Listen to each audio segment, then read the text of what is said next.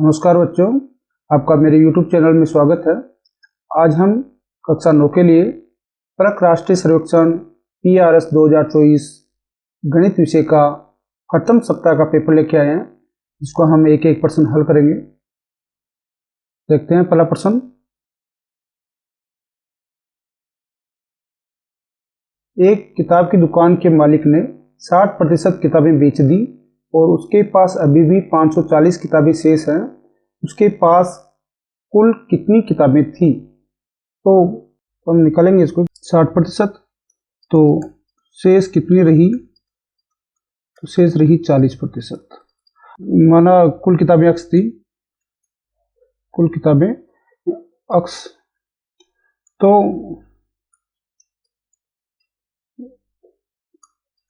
अक्स का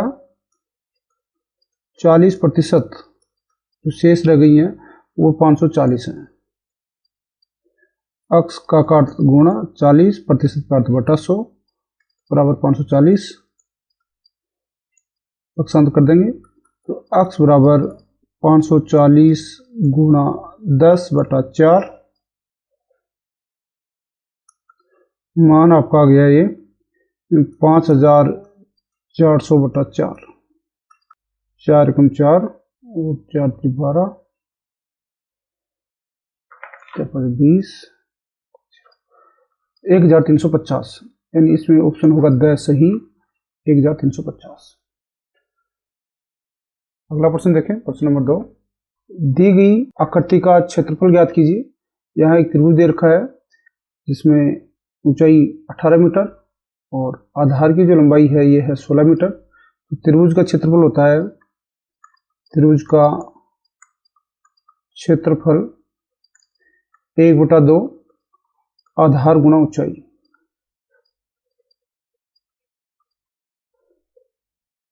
एक बटा 2, आधार का मान 16 और ऊंचाई का मान 18।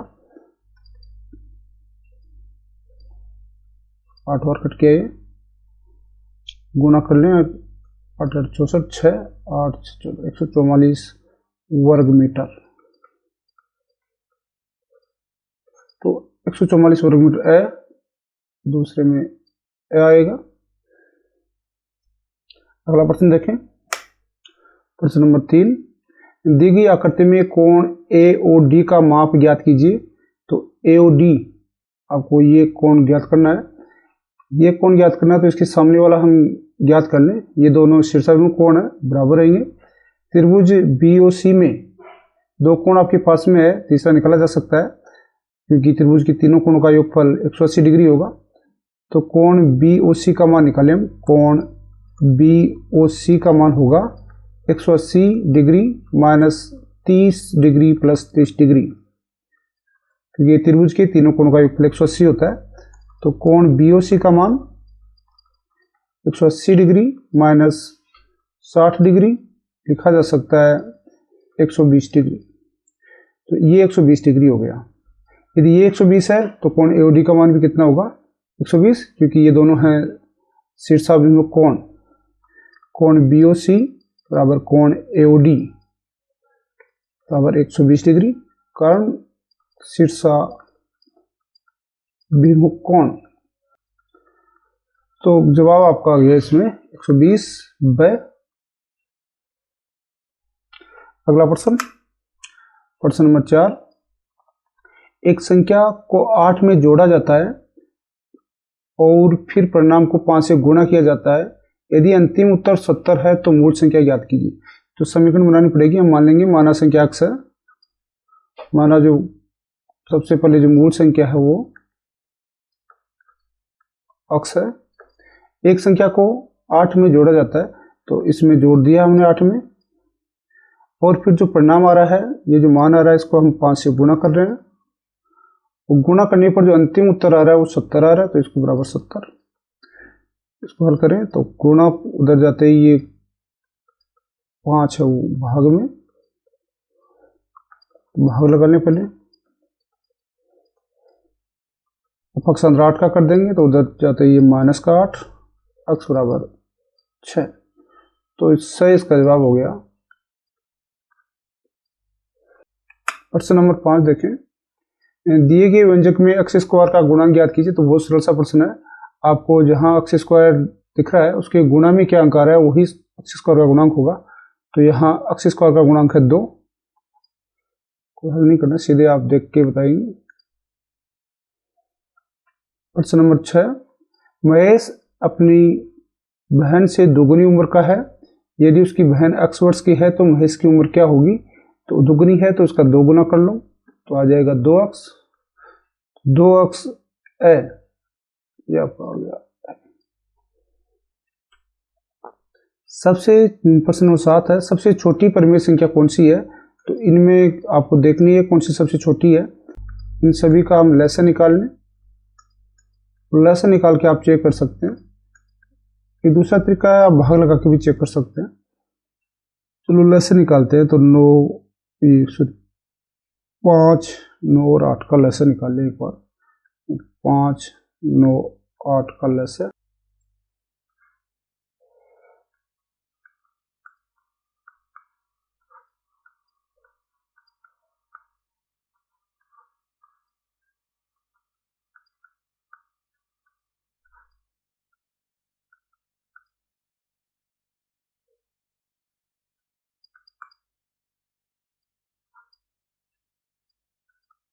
ये लहसा निकालने की संक्षिप्त विधि।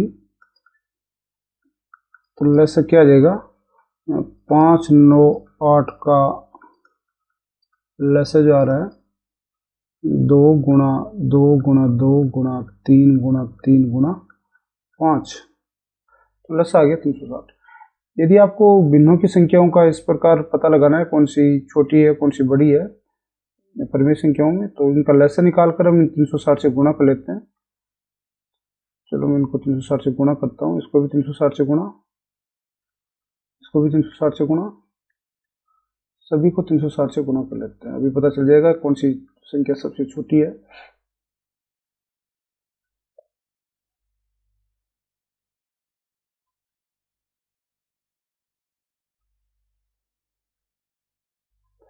गुणा कर लें इनको।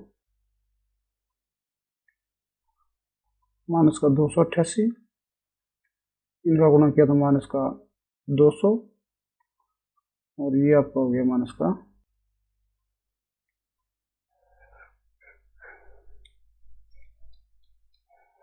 तो यहाँ सबसे छोटी संख्या आ रही है 648। तो -9/5 है वो सबसे छोटी आएगी। तो ए इसमें जवाब होगा। एक तरीका और भी हो सकता है, आप इनमें भाग लगा लें और भाग लगा के चेक कर लें कि कितना मान आ रहा है। जैसे -9/5 है, इसमें आप भाग लगाएं 9 में 5 का, तो 5 एकम 5 दशमलव 1.8। तो ये मान आपका आ गया -1.8। ऐसे ही ये दूसरा -4/5, इसमें भाग लगाओगे तो आएगा 0.8। -5/9, इसमें जब भाग लगाओगे तो मान आएगा माइनस में 0.55। और लास्ट में -9/8, इसमें जब भाग लगाओगे 1.125, ये माइनस में आएगा। तो यहाँ से भी आप पता लगा सकते हो कि कौन सी संख्या है वो सबसे छोटी रहेगी। तो मेरे ध्यान से ये जो भी आपको अच्छा लगे तरीका। क्वेश्चन नंबर 8, दी गई आकृति में छायांकित क्षेत्र का प्रतिशत ज्ञात कीजिए। तो पहले ये देखें हम कितने छायांकित हैं। 1, 2, 3, 4, 5, 6, 7, 8, 9, 10, 11। 11 कितने में से हैं, तो 11 तो गिनी लिए हमने छायांकित वाले। 12, 13, 14, 15, 16, 17, 18, 19, 20, 21, 22। इनका प्रतिशत निकालना है। प्रतिशत निकालेंगे तो 100%, वैसे हम निकालेंगे। मान आपका आ गया, ये सीधा से दिखाई दे रहा है कि 22 में से 11 इसका अर्थ 50%। तो ये हो गया।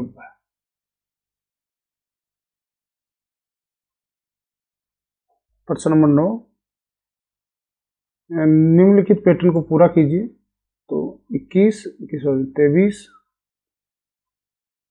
25, 27, 29 बराबर क्या आएगा?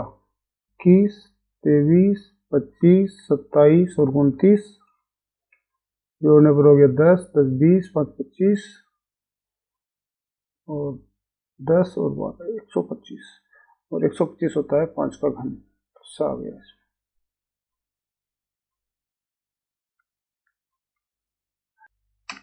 प्रश्न नंबर 10, यदि p बराबर -3 हो तो दिए गए व्यंजक का मान ज्ञात कीजिए।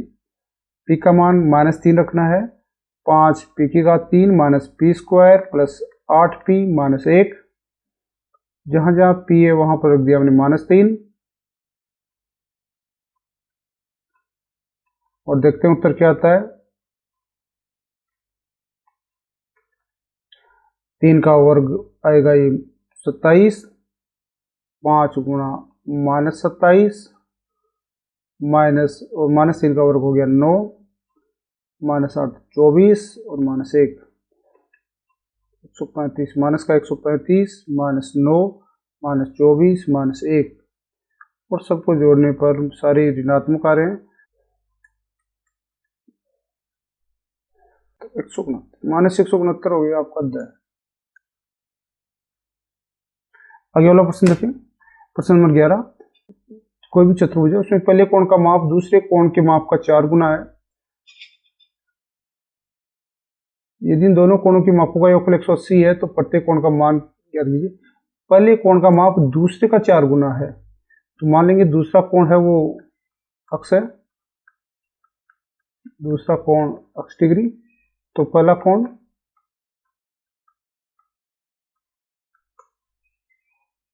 कोण हो गया 4 अक्ष डिग्री और दोनों कोणों का योग 180 है तो अक्ष प्लस 4 अक्ष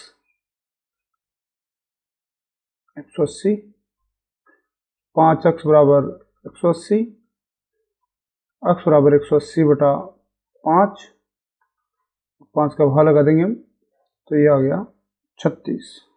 अक्ष बराबर आया 36 डिग्री। दूसरा कोण है वो 36 है। पहले कोण का माप दूसरे कोण के माप का 4 गुना है तो इसका अर्थ एक कोण 36 आ गया और एक आ जाएगा 36 को 4 से गुना करने पर 36 72 और 72 144। तो ऐसे जो मान है पहला कोण आएगा 144 और दूसरा आएगा 36 डिग्री। यहाँ 36 और 44 पहले और कहीं है नहीं। यदि पहले आपको 144 लिखा हुआ मिलता है तो जो ज़्यादा सही है क्योंकि प्रश्न में देखा पहले कोण का माप है वो दूसरे कोण के माप का 4 गुना है तो 144 पहले आना चाहिए था। फिर भी जो भी ऑप्शन है 36 और 144 वाला हम लगा देंगे। प्रश्नानुसार ठीक नहीं है, इसका क्रम इस प्रकार होना चाहिए था 144 और 36। देखो आगे प्रश्न नंबर 12, निम्नलिखित व्यंजक जेड के किस मान के लिए बराबर हो जाएंगे। ये जो व्यंजक है नीचे वाले ये जेड का क्या मान रखूं कि ये दोनों बराबर हो जाएं। तो एक समीकरण हम बना लें, दोनों को बराबर कर दें और इसको हल कर लें। पक्षांतर करने पर ये माइनस का 2z और z बराबर आपका आ गया माइनस का 7। तो -7 यानी ब एकदम सही जवाब है। चेक कर सकते हो कि आप -7 रख के -14 -8 -22 और ये -7 रखने पर -28 + 6 तो -22। चलो आगे प्रश्न देखें। प्रश्न नंबर 13, एक आयत का परिमाप 66 मीटर है। यदि इसकी लंबाई का समीकरण ये है और चौड़ाई का समीकरण 3x - 1 है तो आयत की लंबाई और चौड़ाई का मान क्या होगा। तो पहले तो हम ये देखें कि परिमाप क्या होता है। आयत का परिमाप, आयत का परिमाप का जो सूत्र होगा 2 गुणा लंबाई प्लस चौड़ाई। और ये जो मान आपको दे रखा है परिमाप को 66 मीटर है। अब इसमें हम मान रख दें 2 गुणा लंबाई का मान है 5x + 2 प्लस चौड़ाई का मान 3x - 1 = 66। इसको हल कर लें, 2 पहले उधर चला जाएगा, 2 का भाग दे देंगे और अंदर जो मान बचेंगे वो आएंगे 5x plus 2 plus 3x minus 1 बराबर 33। 8x माइनस 1 घटाने पर आ गया प्लस का 1 बराबर 33 इज इक्वल टू 8x बराबर 32 और x बराबर आ गया 4। x का मान 4 आ गया। अब हमें क्या चाहिए, लंबाई और चौड़ाई का मान चाहिए। तो लंबाई का मान यहाँ 4 रखेंगे तो 5 चौक 20 प्लस 2 22 और यहाँ हमें रखना है 4 तो 4 12 माइनस 1 आगे 11 तो 22 और 11 22 मीटर और 11 मीटर है इसका सही जवाब है, यानी ब है, इसमें ब आएगा। प्रश्न नंबर 14 में व्यंजक को सरल कीजिए। इसमें बीजगणित सर्व समीकरण लगेगी। बीजगणित सर्व समीकरणों में पहले इसमें a plus B whole square, A square plus 2ab plus B square, और इस दूसरे वाले में a plus B, a minus B, ये होती है सर्व समीकरण A square minus B square. यदि इस प्रकार लगा लेंगे तो थोड़ा ये जल्दी हल हो जाएगा। चलो हल करते हैं। इसमें पहले वाले में x plus 4 whole square minus x plus 3 x minus 3, x plus 4 तो x स्क्वायर प्लस 2ab तो 8x plus B square minus x square minus 9 x square plus 8x plus 16 minus x square plus 9, ये x square से x square कट गया तो 8x और 16 plus 9 16 9 25 8x plus 25 ऐसा आपको कहीं दिखाई दे रहा है तो ये आपका option number B 8x plus 25 ब इसमें सही है। आगे वाला देखिए प्रश्न नंबर 15। यदि 3x माइनस 7y बराबर 100 है और xy बराबर माइनस 1 है तो 9x square plus 49y square का क्या मान होगा। 9x square plus 49y square, इसका मान हमें ज्ञात करना है कि क्या होगा। और दे रखा है हमें कि 3x माइनस 7y बराबर 100 वह xy बराबर माइनस 1। 3x माइनस 7y का स्क्वायर किया और इधर भी 100 का स्क्वायर, दोनों पक्षों का हमने कर लिया। देख सकते हो वर्क करने पर इसका स्क्वायर करेंगे तो सर्व समीकरण काम में आएगी a minus B whole square, A square minus 2ab plus B square वाली, तो 9x स्क्वायर माइनस 7 21 21 को 2 से गुणा किया 42xy प्लस 49y स्क्वायर बराबर 10,000। यहाँ 9x square plus 49y square जब हमें मान चाहिए वो आ रहा है। xy के स्थान पर हमें मान रखना है माइनस 1 जो दे रखा है। तो 9x स्क्वायर माइनस 1 रखेंगे तो ये माइनस माइनस गुणा होकर प्लस 42 प्लस 49y स्क्वायर बराबर 10,000। पक्षांतर कर देंगे 42 का, 10,000 माइनस 42, तो ये आपका उत्तर आ गया कि 9x square plus 49y square का जो मान आएगा वो इसको घटाने पर आएगा तो 8 9 में से 5,